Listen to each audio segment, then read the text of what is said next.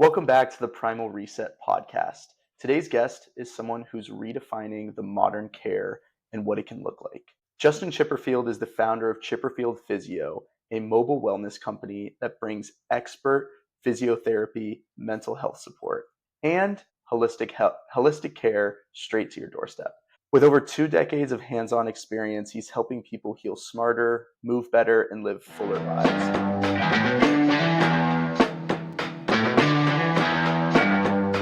Excited to dig into his story and how his team is blending physical rehab with preventative wellness and what it means for the future of healthcare. Justin, it's a pleasure to have you on the show. Thanks for having me, Elliot. Absolutely. And Justin, share a little bit with me your story, your journey, what got you into creating Chipperfield Physio. Yeah, I guess, if I go way back to university days, I studied physiotherapy, and I kind of went into that because I loved the human body. I loved working with people as well. I loved helping people. Loved sports, played a lot of sports growing up. And so that's kind of how I got my start into physiotherapy. And then as far as the business goes, after working in a variety of settings, including private practice in clinics, hospital, acute care, long-term care, and a variety of other settings, I definitely noticed that there was a gap in our healthcare system in Canada in that time period from when people, say, received care at a hospital and went home, and when they were well enough to get out, to go back to the hospital for more rehab or care, or go to a clinic, and therefore develop this business model of doing mobile physio and rehab, going to people's homes. So when you say mobile physio and going to people's homes, is it specifically going to people's homes or how are you helping them over the screen? Yeah,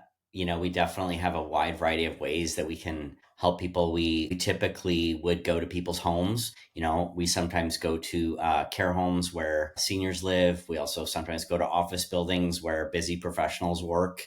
And we also offer a variety of services online, like virtually. Okay, awesome. Awesome. And what would you say would be the biggest concern or challenge that you're taking care of for most people? I'd say for most people, they're dealing with like typically like a physical injury or ailment or just aging. We work a lot with older adults and seniors. So all the things that come with a loss of mobility, injuries, falls, that type of thing. But we really do also work with a wide variety of age groups. So right from babies to kids to teens to young adults, across the whole spectrum. And, when we're looking at the people that we're working with, isn't just physical problems that they have. Often associated with that can be, like you mentioned earlier, like mental health problems. So we've created this multidisciplinary team and multidisciplinary approach to take care of the whole person. That's awesome. The personalization is something we're seeing more and more, but to take that approach outside of just physical and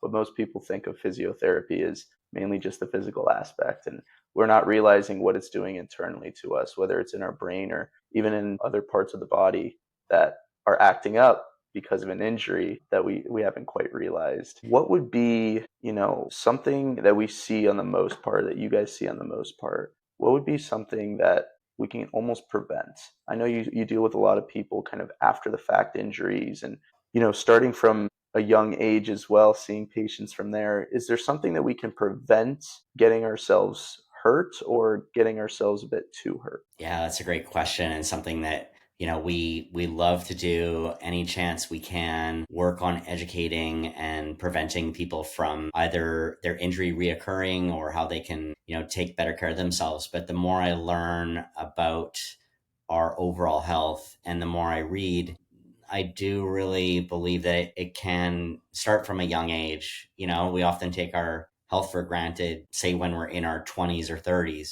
But I think the biggest things you can do are to be mindful of it, even in those stages of your life. In a sense of, probably the best things you can do are for prevention. It's just to take good care of yourself, and that, to me, that means mentally, physically, spiritually, across the whole spectrum of health. I'm definitely more of, I have a lot more experience working with the physical aspect of things as a physiotherapist. And so, if we drill down into it, it's things like doing more stretching, making sure you warm up and cool down, not just going out there and playing the game. Because now I'm at a stage where I'm that kind of middle-aged weekend warrior, and I'm learning the hard way that I have to do those things if I want to keep doing the sports that I love doing. So, if I were to, say something to my younger self, I'd say like, make sure you do lots of stretching, do a good warm up, and that's probably your best way. And probably most importantly is stay strong, like, really strength training. I'm talking about flexibility. That's also incredibly important, but strength training, whether it's through weights or whatever form of strength training you can do to keep your muscles and joints strong, is huge. Absolutely. I agree with that. And I know your background, you play hockey a little bit as well. It's kind of got engraved in me when I was playing hockey, warming up, stretching, cooling down before and after practices, before and after games, even after gym sessions. And mainly what we do is strength training.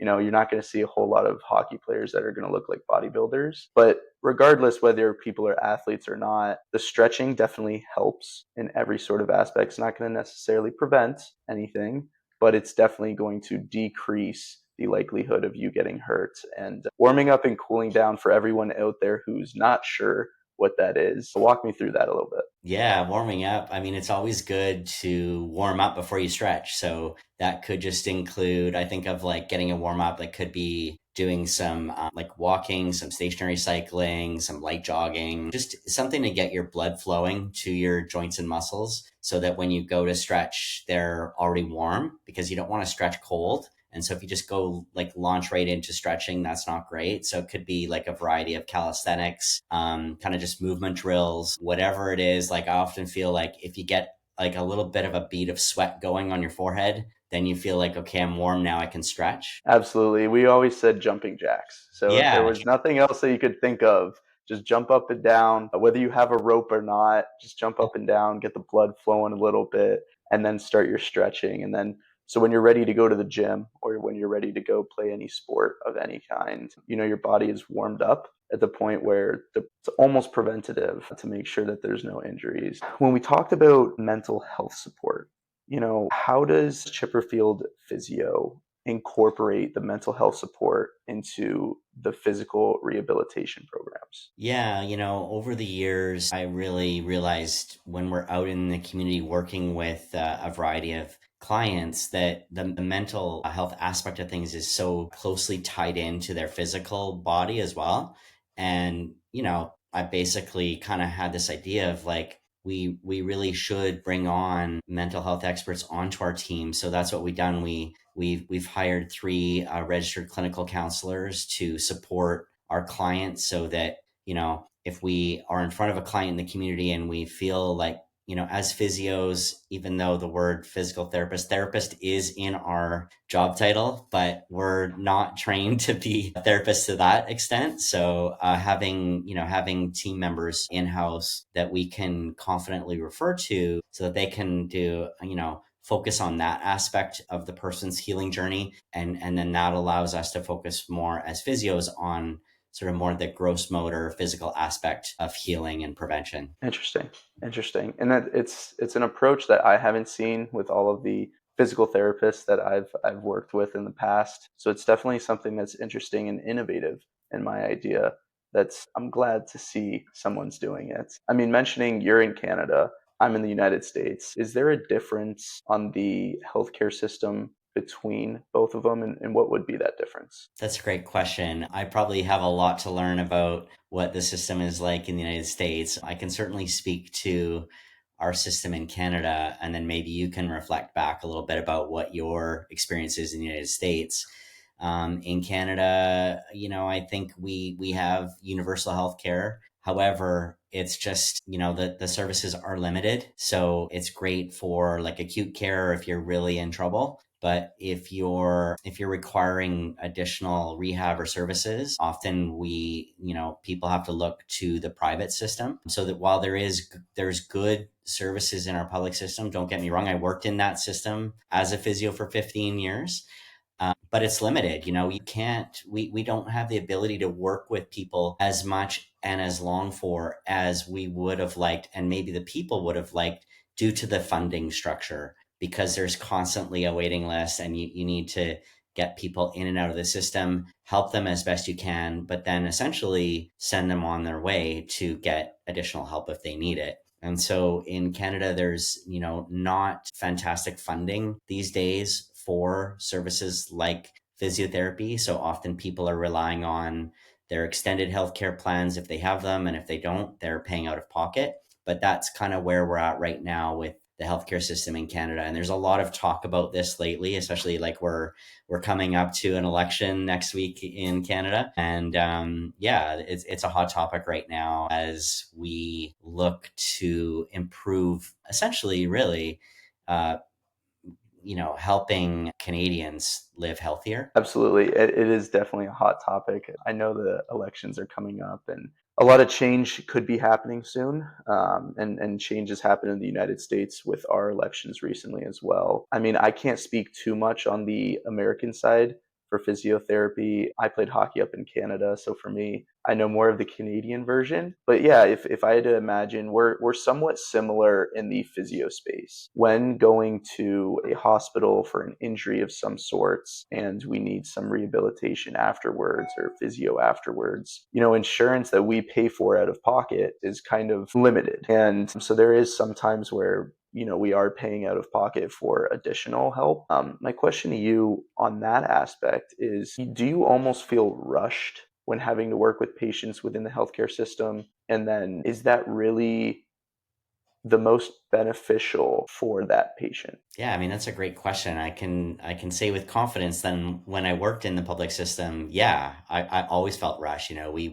We would be seeing 2 to 3 patients an hour, and you do your best with it, and people are usually grateful to get whatever care they want. But that's where when I started the mobile physio and wellness business 12 years ago, I wanted to do things differently because I felt like it was too rushed. And so we moved to this, when I started, we still have this 1 hour one-on-one visits. So when we go to see someone, we're just with them for that whole period of time. And we find that 60 minutes is a really great amount of time to actually be able to spend with that person, to hear from them how they're doing, where they're at, what's ailing them, and then how we can help, and still have time to provide them some treatment, some education. And it's just a completely different experience, I think, for the client as well as for the therapist. And I really do believe that that's how we've been able to grow and be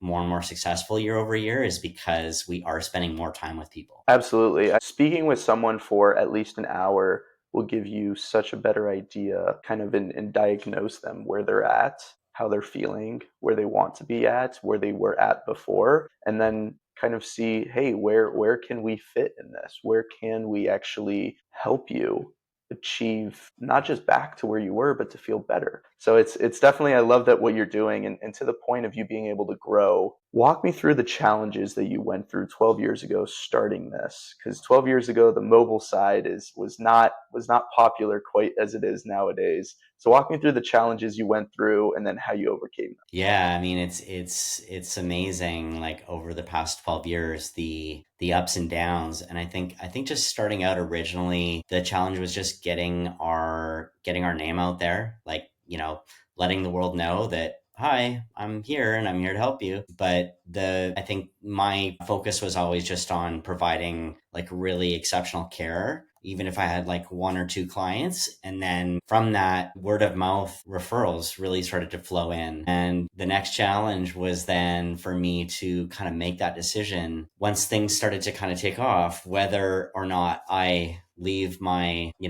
really amazing public healthcare government job in Canada. And it was a really hard decision. I think the other big challenge starting out was just learning how to hire, and not rushing into, probably the mistakes I made was rushing into some of the hires that I made. Great people, but just like someone that I knew, sure, come and work with me. So over the years we've really learned a lot about being, having much more of a process in place for hiring. But apart from that, I think the biggest challenges were just when things really started to grow and take off, and we were growing to a team of, say, like 6 or 7 people, and I had just a lot of balls in the air, and I was like the business owner, and I was wearing all the hats. and the wheels started to fall off. I've got 3 kids and a dog, and it's just a matter of like, I think, bringing on the right people who can help you with some of the, especially administrative tasks that you're either not very good at or not very interested in doing. Being in a place where you can kind of afford as a business to bring those people on to help you with stuff like payroll or hiring or scheduling. And from there, those are probably, like, looking back, some of the biggest challenges that I faced as a young entrepreneur. And if you were to give advice to future entrepreneurs and current entrepreneurs that are kind of dealing with a bottleneck of themselves right now, what advice would you give them? I know you're almost out of the business side, essentially running and wearing all the hats within Chipperfield Physio. So what advice would you give young entrepreneurs? Yeah, I often get asked this question. I love meeting young entrepreneurs, and lately I've been meeting with more and more of them. And I think the big thing to get clear on is, what's your vision of your business and your company? Do you want to be, if you really love being the technician, whether that's, physiotherapist or massage therapist or chiropractor, if that's truly what you want to do, is do the physio, like do the hands-on stuff and be with people, then honestly, I would really ask someone, like, do you really want to grow and build a team? Because once you start hiring people and growing your team and offering different services, it makes things a lot more complicated. And you're there probably as the technician still doing the work, but you're also doing all these other things. And so I think at some point, if you do want to be like more of like a person who wants to grow and expand and have a growing business, then you have to really realistically look at, like, am I willing to let go of a lot of things that I have control over in the business and bring other people on who can help me with those things, versus, just continuing to do it all and being the technician, being the physio, and, not burning out, because it ends up being, if you're doing it all, I know from experience, it's, you're talking like 16-hour days kind of thing, right? It's like, how long can you do that for? So at some point, I kind of had to gradually and slowly come to this conclusion that if I truly wanted to focus on growing the business, which for me means being able to reach more people, like by me stepping back and making the decision even to treat less, and to do less hands-on stuff, even in the operation side of the business, we've been able to like serve way more people. So it's also a matter of letting go of some of the control and the ego as the technician or as the business owner, to allow people to hire great people who can do the work to help you, who are probably like much better at it than you, by the way, too, and then just kind of stepping back and letting them do the work. Absolutely. I would agree with all of that. And I love that you've been one of the few people that have figured it out as well, because we see so many entrepreneurs who want to take complete control of their business, rightfully so. And the ego and the control and the losing any of that is going to be the end of them for what they think. And for most times, it's not. Most times, it's if you're able to remove yourself from the business can grow more. And I always tell all of my friends and everyone that I speak to as well that is an entrepreneur, think about the wealthiest people in the world that we know of. I mean, look at Jeff Bezos, for example. He owns 11 point something percent of Amazon, 11%. And he's the second wealthiest man in the world. So my question to everyone is always, would you rather own 100% of nothing or 5% of something? Yeah, no, And I that's think really, firsthand you've definitely seen that kind of stepping back a little bit. yeah, it's kind of, it's really weird, but in a good way, in that, the more I've stepped back, actually, the more the company has grown, and the more, like, yeah, we're just really growing more. I mean, fortunately, I've got like an amazing team. I have to give them so much of the credit. But yeah, it's not like you said kind of earlier, like, often we as business owners can be the bottleneck, right? Like, just, if you can get out of your own way and let people do the work that they're passionate about doing. I think that's the other thing, is finding people. Like, one thing we're really looking at over the last year or so is like really trying to focus on what, like, the people that work with us, what are they most passionate about, and then get them doing more of that kind of work. what are they least passionate about? What do they not like doing? And then trying to take that stuff off their plate. So if you get people who are doing the work that they're most passionate about, then things can really take off and they're going to be happier. Everyone's just going to be happier. You want to do the kind of work that lights you up. And so, yeah, it's a continual learning process for sure. Absolutely. And it's funny kind of reminding me about that. We think about hiring other people, and the people that anyone wants to hire ever are people who are passionate about what job they're trying to hire for. And we're like, "Hey, we want you to do this because you're going to do this to the best of your potential because you enjoy doing it. And we're going to take everything away that you don't enjoy doing because we know you're not going to give your full effort on it." And then we don't look at ourselves as Yeah, entrepreneurs. So exactly. that's where I kind of take the same advice, and I'm like, hey, like if I enjoy doing this, I'm going to focus on this. Now I need to find someone who's going to do the rest, or Totally. multiple people who are going to do the rest. Absolutely. Well, the last question I have for you, Justin, what can we see in the future? What are some insights into Chipperfield Physio? What are we going to see in the future? Yeah, I mean, we're excited for the future of what's coming. We're gonna continue to look at ways that we can serve our communities better. So we're constantly like growth mindset is one of our core values. So we're constantly looking at ways like new services that we can bring to people. For instance, this year we've launched a mobile concussion program. We've launched a mobile custom knee bracing program where we're using state of the art 3D custom knee braces. And we are going to continue to look as well at what other disciplines we can add in. We've currently got 7 disciplines that we have on our team, but we're also looking at what other disciplines we can bring on so that we can continue to provide exceptional care to our clients and essentially take care of the whole person because people's care needs are complex and sometimes it takes a village and that village is all of the different multidisciplinary healthcare practitioners that we have, and we want to be able to take that convenient accessible service to our clients' homes and continue to grow throughout the rest of British Columbia as well as the rest of Canada. Awesome. Awesome. And where can we find more information about? I know you're starting a podcast yourself as well. Where can we find more information? Yeah, the probably the best way to find out more information is just through our website. So it's www.chipperfieldphysio.ca, as well as our Instagram handle at Chipperfield Physio. And I'll have all those links in the description below. Looking forward to speaking with you hopefully in the future again. And Justin, I appreciate your time today. Thank you, Elliot.